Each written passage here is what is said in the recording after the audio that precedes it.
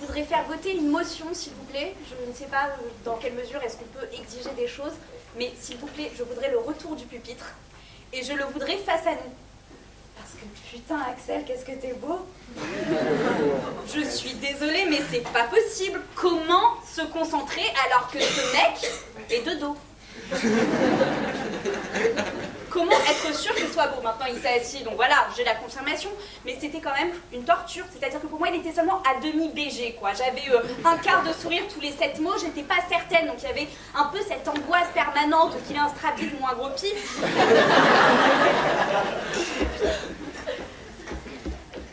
Donc du coup, on se concentre sur ce qu'on voit. Et oh, Antonio. Tu permets que je t'appelle Antonio? Oh Antonio, ce polo. Merci pour ce polo. Merci pour cette inscription deloitte sur le bras droit, pour ce polo jaune, vert et bleu turquoise. Alors du coup, je me suis quand même demandé qu'est-ce qui t'avait amené à porter ça ce soir. Et j'ai compris. J'ai compris parce que j'ai vu l'inscription dans le dos. Calypso. Alors j'ai réfléchi. Réfléchis avec moi, Périssé. Calypso.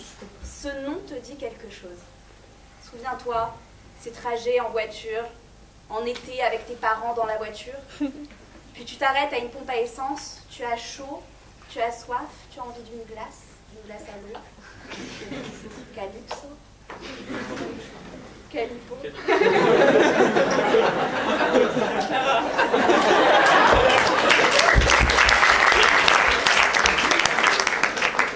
Bah tu vois Antonio, j'ai envie de te dire, si tu crois à l'amour avec des gros seins, moi je crois à l'amour en format calipo.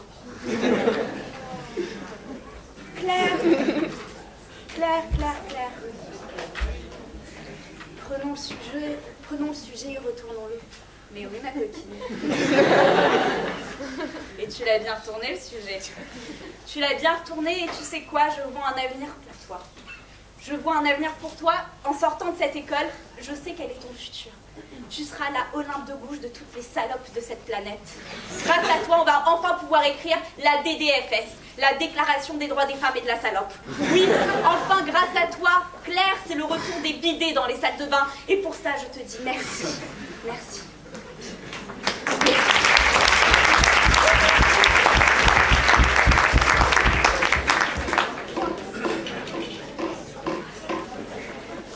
Ce soir, je ne serai pas méchant envers notre ami Axel. Bien évidemment, je me suis demandé si c'était à cause de lui, sa prise de parole, que tout le monde avait fui. Puis, je me suis demandé si Victor était aussi beau que l'ensemble de ces personnes pouvaient le penser en quittant la salle. La réponse s'impose, bien évidemment. En réalité, vous aviez ici, mesdames et messieurs, vous les élus, tous ceux qui avaient honte par rapport au douloureux renvoi du sujet. Jamais le premier. Voilà toutes ces personnes qui, au Foy, avaient payé la tournée du trou, couchées sur le baby-foot, la poire de la poignée rentrant dans certains oreillers, étaient partis mettre la petite balle au fond du trou. C'est douloureux. Mais ce soir, j'aimerais que nous analysions ensemble cette photographie splendide de notre candidat Axel. Cette photographie, reconstitution d'une scène tragique s'étant passée, et je vais arriver à mon terme, Axel avait mis toutes les chances de son côté. Admis. Petit colvet noir. Saignant, classe, beau gosse. Barbe bien rasée, à peine 1 ou 2 jours et demi. Chevelure impeccable. Et vous voyez tout d'un coup ce regard tourné vers l'horizon. Oui, c'est un homme qui regarde vers le futur. Petite lumière tamisée. Il fait croire à son ou sa future partenaire qu'il boit de l'eau. Et surtout, il s'est bien muni. Hoppers dans la poche. Capote, sait-on jamais, dans la poche. Il a. On surveille car nous sommes dans un quartier quelque peu particulier. Hors de film. Car évidemment, il faut toujours une star dans la soirée. Si Axel aime les gros seins, il aime aussi les petites bites. C'est pourquoi, à défaut d'aimer les femmes ou les hommes, il aime les deux dans le même corps. Et je vous assure, je ne vous montrerai pas la prochaine. Quant à Claire. Claire, je me souviens de la première fois où je l'ai reçue, chez moi. Elle était là, allongée, lascive, seule, peu perdue, sur mon canapé. Je vous rassure, bien évidemment, je l'ai trouvée sur la chaise d'à côté. Elle venait là car elle venait de sortir une biographie de jeunesse, Brûlure de tapis.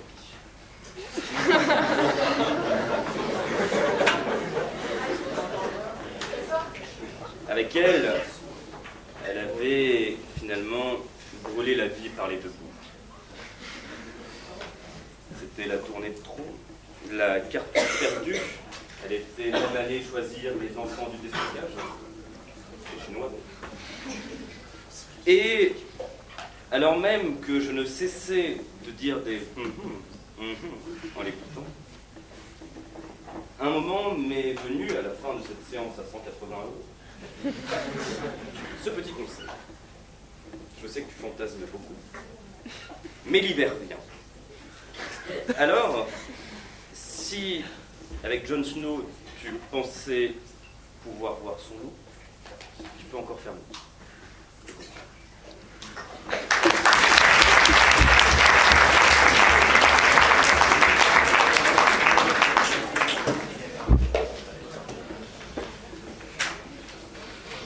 Moi, je trouve qu'il y a plein d'essais quand même. Vous avez pris aujourd'hui un risque majeur. Vraiment un risque majeur. Bon, alors, j'aurais pris. Qu'est-ce qui s'est passé? C'était quoi? C'était pas en jambes, c'était décalage horaire, il y avait cette pression, peut-être. Non, le mec, il a quand même fait 1000 bonds de Sergi en une journée, quoi.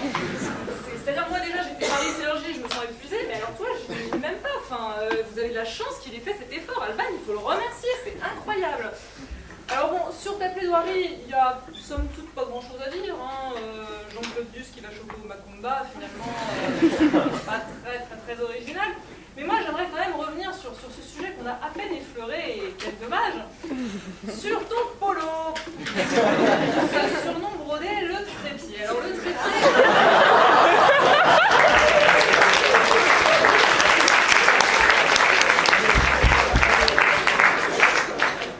Je me suis posé plein de questions sur ce polo. C'est un peu un objet de convoitise, hein, quand on le voit comme ça. J'ai un peu pensé que c'était parce que ton humour, somme toute, était un peu bancal.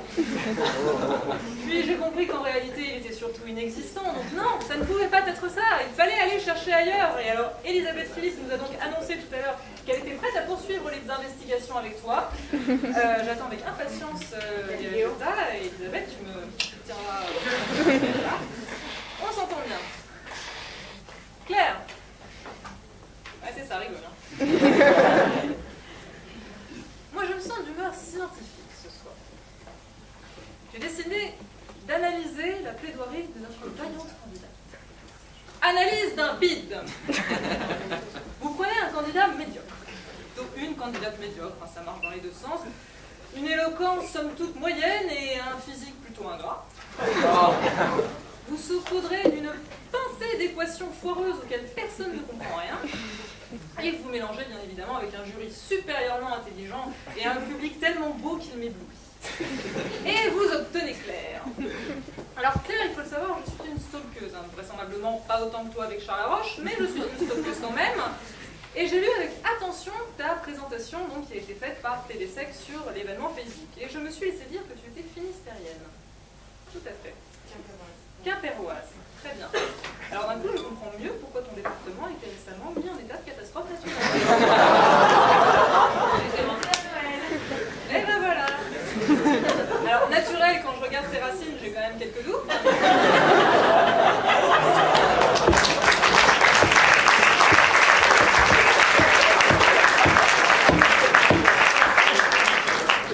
Mais catastrophique, là je pense qu'on est tous d'accord. Alors juste un petit conseil, Marie-Madeleine. tête. Arrête de draguer mon mec, ou je te fais bouffer ta coiffe figoudaine.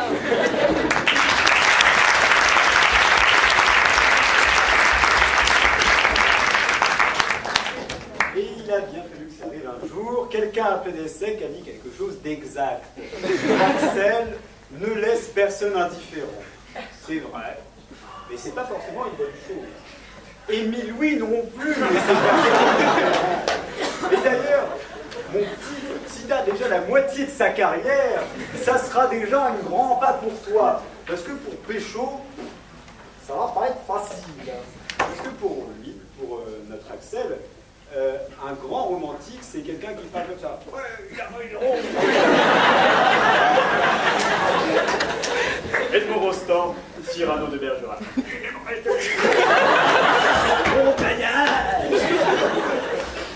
On comprend pourquoi il a eu du mal à choper Roxane. Hein. Alors voilà, là on se laisse percer par les plus. Il y a le côté hypnotique des couleurs de son couleur pastel, voilà, ce sont les épices, on sait se prendre, et puis parfois, comme dirait Barbara, c'est presque rien, ça arrive, ça vient un peu loin. Il nous fait une catastrophe. Il nous dit, moi je suis pour l'amour vrai, celui avec des gros seins. C'est le 11 septembre de l'humour, quoi. C'est comme s'il y avait encore du kérosène dans le deuxième avion. Alban tape. Alors qu'il lui restait en vrai 5 minutes. Hein. Alors, 11 septembre de l'humour, en catastrophe totale. Alors c'est vrai qu'auparavant on a vu la blague sur le Coran alternatif. Alors là franchement on comprend pourquoi ils nous envoient des avions dans la gueule. Hein. Après on passe à Claire. La Claire. Enfin une belle gosse à PDSEC. C'était ça la blague. Hein. C'était la blague. Hein. Alors c'est vrai que quand Maude nous a envoyé un mail, Maude dit, et c'est vraiment son... dit, guillemets, le patron, guillemets, arrive et nous fait la description ontologique de la blague. Alors là, on n'a rien compris, c'est la seule fille qui a travaillé au moins à l'ESSEC, c'est bien, c'est la plus intelligente, on l'a trouvée. Hein. Alors, tu viens dans une fac où tout le monde est con. Hein. C'est-à-dire qu'il faut relever quand même ce qui a été dit. C'est la fac où on parle du péché original. Ça, c'est nous un boulard que je vous recommande. Et du livre de la Genève. C'est Charter, quoi. C'est vraiment, on n'en peut plus. Moi, je suis contre la peine de mort, parce que ça n'a jamais empêché un crime. Mais ça empêcherait au moins les contraventions. Ça empêcherait au moins la connerie. Si là, il y avait un escadron de la mort qui dirait, le mec qui a dit le livre de la Genève au fusil, interdiction de décrocher son cadavre, là, je peux vous dire que moi, on gagnerait de l'espace à PDSEC. Alors, quand même, c'est la voie la plus robotique de l'histoire de toute PDSEC.